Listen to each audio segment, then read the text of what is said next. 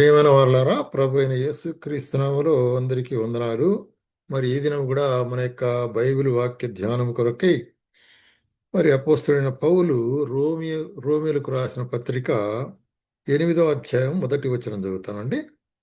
కాబట్టి ఇప్పుడు క్రీస్తు యేసునందున్న వారికి ఏ శిక్షా విధియు లేదు.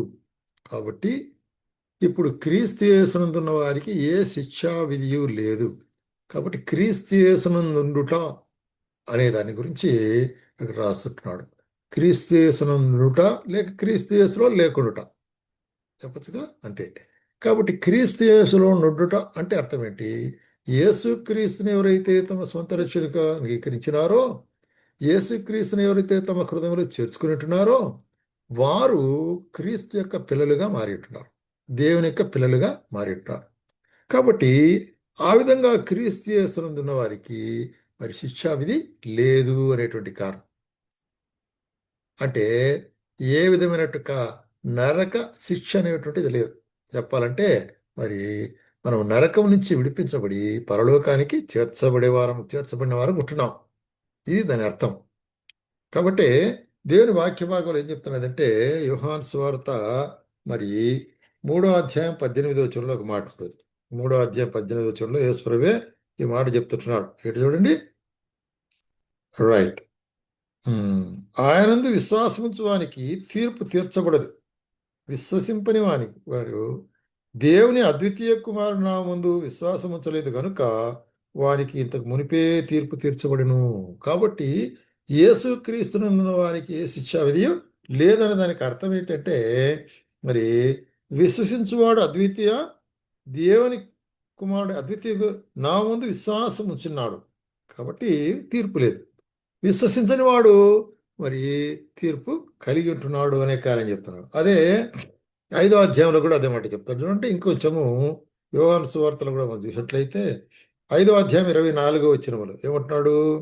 నా మాట విని నన్ను పంపిన వాని యందు విశ్వాసం ఉంచువాడు నిత్య జీవము గలవాడు, వాడు తీర్పులోనికి రాక మరణములో నుండి జీవములోనికి దాటి ఉన్నాడని మీతో నిత్యముగా చెప్పుచున్నాను నేను. కాబట్టి ఇక్కడ ఏం చెప్తుంటాడు? ఇక్కడ మరి నా మాట విని నన్ను పంపిన వానందు విశ్వాసం ఉంచువాడు నిత్య జీవం గలవాడు. కాబట్టి ప్రియమైన సోదరి ఆయన యొక్క మాట విని అంత మాత్రం కూడా దాని విశ్వాసం ఉంచి దాని ప్రకారం నడుచుకోవాలి. కాబట్టి ఏదో దేవుని యొక్క వాక్యం చదువుతుంటున్నాము, మాటలు వింటున్నాము అంటే కుదరదు. దాని ప్రకారము చేయువాడే ధన్యుడు. కాబట్టి నడుచుకునుట ఆ విధంగా ఉన్నట్లయితే ఏం జరుగుతుందట? వాడికి తీర్పులోనికి రాక మనలో నుండి జీవంలోనికి. అంటే ప్రతి మనుషుడు అందరూ ఒకేసారి మరణించాలి, దాని తర్వాత తీర్పు ఉంటున్నది అంటున్నది పరిశుద్ధ వాక్యం సెలవిస్తుంటది.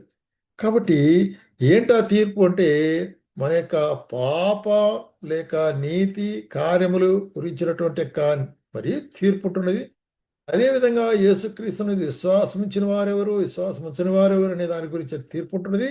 ఇవన్నీ కూడా తీర్పు ఉంటుంది. దీన్నే ఏమంటాడంటే ఆ తీర్పులో ఎవరెవరైతే విశ్వాసం ఉంచలేదో వారిని దేవుడు నిత్య నరకమునకు, నిత్య అగ్నికి అప్పగించబడుకుంటున్నాడు. అయితే ఎవరైతే మరి ఆయన విశ్వాసం ఉంచినారో వారిని నిత్య రాజ్యమునకు, మోక్షమునకైనా చేర్చేవాడుగా ఉంటున్నాడు అనేటువంటిది స్పష్టముగా ఇక్కడ చెప్పబడే కార్యం ఉంటున్నది. అదే గలతీయులకు రాసిన పత్రికలో ఏమంటున్నాడంటే అపోస్తలుడు పౌలు గలతీయులకు మరి 5వ అధ్యాయం 16-17 వచనాలు, గలతీయులకు 5వ అధ్యాయము 16-17 వచనాలు ఏముంటున్నదంటే ఇక్కడ, నేను చెప్పినది ఏమనగా ఆత్మానుసారముగా నడుచుకున్నది, అప్పుడు మీరు శరీరేచ్ఛలను నెరవేర్చరు. కాబట్టి ఆత్మీయుగా జీవించుట లేక క్రీస్తులో జీవించుట అనేటువంటిది అర్థం ఎట్లా అంటే, ఎట్లా అది సాధ్యమవుతుంది అంటే ఇక్కడ చెప్పబడే కార్యం ఏంటంటే మరి ఆత్మానుసారంగా నడుచుకుంటాం, శరీరానుసారంగా కాకుండా. శరీరం ఎట్లాంటిది చూసినట్లయితే మన యొక్క నేత్రాశ, శరీరాశ, జీవపుడంబం అనే దాంతో మనం అనేక పాప కార్యాలు చిక్కునే వాళ్ళం ఉంటున్నాం. అయితే వీటి నుంచి మనము జాగ్రత్తగా మనం కాపాడుకోవాల్సి అనుకుంటున్నాం.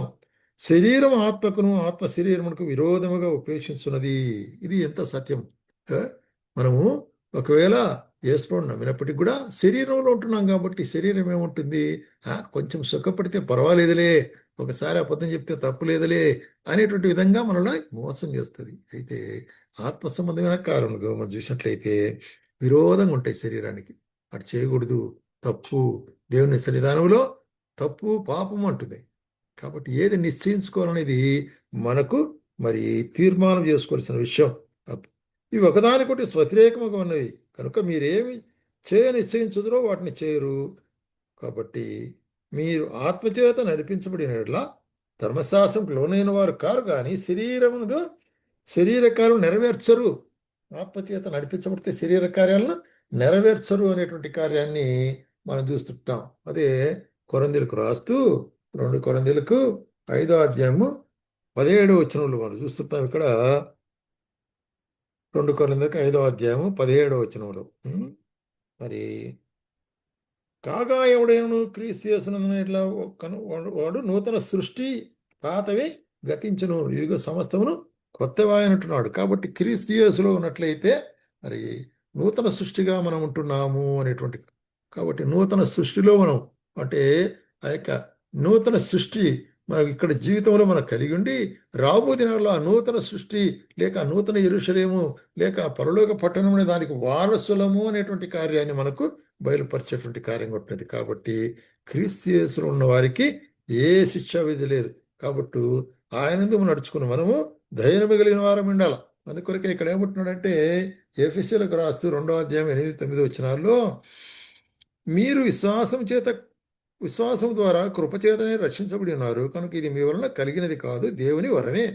అది క్రియల వలన కలిగిన కాదు కనుక ఎవడును అతిశయపడాల్సిన అవసరం లేదు. కాబట్టి దేవుని వరముగా ఇవ్వడంటే ఇక రక్షణ మరి అందరూ కూడా స్వీకరించాలనేటువంటిది. కాబట్టి ప్రియమైన సోదరి, ఇంకా ఈ యొక్క రక్షణ నువ్వు స్వీకరించకపోతే, యేసు ప్రభు నీ హృదయంలో స్వీకరించకపోతే ఈ సమయంలో నీకు ఇవ్వబడే వాక్య భాగం ఏంటంటే అది కేవలం ఉచితమైన కృప ద్వారా నిన్ను నీతిమంతునిగా తీరుస్తున్నాడు. ఆయన అదుకు వచ్చినట్లయితే, ఆయన సన్నిధానంలో నువ్వు ఒప్పుకున్నట్లయితే ఆయన నిన్ను నీతిమంతునిగా తీర్చుతున్నాడు అనేటు కార్యం. ఎట్లాగా కొలస్సీలకు రాసిన పత్రికలో చూస్తారు చూడండి, 1వ అధ్యాయము 13. మనను అంధకార సంబంధమైన అధికారంలో ఉండి విడుదల చేసి తాను ప్రేమించిన తన కుమారునికి రాజ్యవారసులుగా, అంధకార సంబంధమైన రాజ్యం, సాతాను రాజ్యం, చీకటి రాజ్యం, నరకం, వాటిలోంచి చేస్తాడైనా నిత్యరాజ్యం మోక్షంలోనికి మనలను నడిపించేవాడుగా ఉంటున్నాడు అనేటువంటి కార్యాన్ని మనం జ్ఞాపం చేసుకున్నప్పుడల్లా మరి ఆయనకు కృతజ్ఞత చెల్లించవలసి అనుకుంటున్నాం. కాబట్టి ఏమంటున్నాడు అపోస్తలుడు పౌలు ఇక్కడ, మీరు క్రీస్తు యేసునందున వారు కనుక ఏ శిక్షా విధియో లేదు అంటున్నాడు. కారణం ఏంటంటే అదే అధ్యాయం 13 వచనంలో ఏమంటాడంటే 13, మీరు శరీరానుసారముగా ప్రవర్తించినలా చావవలసిన వారు ఎదురు కానీ ఆత్మచేత శారీరక క్రియలను చంపినలా జీవించెదరు. అది సూత్రం. కాబట్టి ఆత్మచేత శరీర సంబంధమైన కార్యములు, శరీర సంబంధమైన ఇచ్ఛలు, శరీర సంబంధమైన ఆశలు, దుర్నీతి సంబంధమైన కోరికలు మనము మరి చంపివేయాలంటున్నాడు. దేవుని ఆత్మచేత అప్పుడు మనం నడిపింపబడతాం. అందుకొరకే దేవుని ఆత్మచేత ఎవరైతే నడిపింపబడతారో వారు ఆయన కుమార్తెలుగా ఉంటున్నారు అంటున్నాడు. ఎందుకంటే ఆయన మనకు దాస్యపు పుత్రాత్మ అంటే తిరిగి సాతానుకు లోబడిపోయే ఆత్మ ఇయలేదు, కానీ దత్తపుత్రాత్మ, దేవుడు మనల్ని దత్తపుత్రులుగా తీసుకుని తన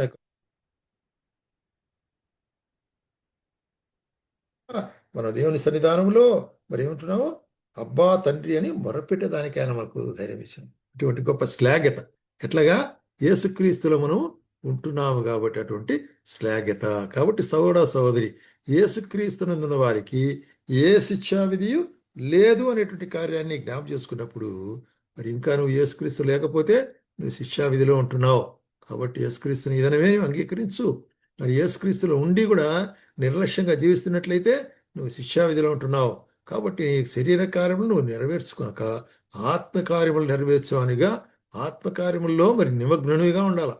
కాబట్టి శరీర కార్యములు మన ఆత్మ ద్వారా మనం నశింపజేయవలసిన వారనుకుంటున్నాము అనేటువంటి కార్యము జ్ఞాపకం చేసుకుని ఆ విధంగా ఆత్మ సంబంధంగా జీవించుటకు ప్రభు మనకు సహాయం చేయనుగాక.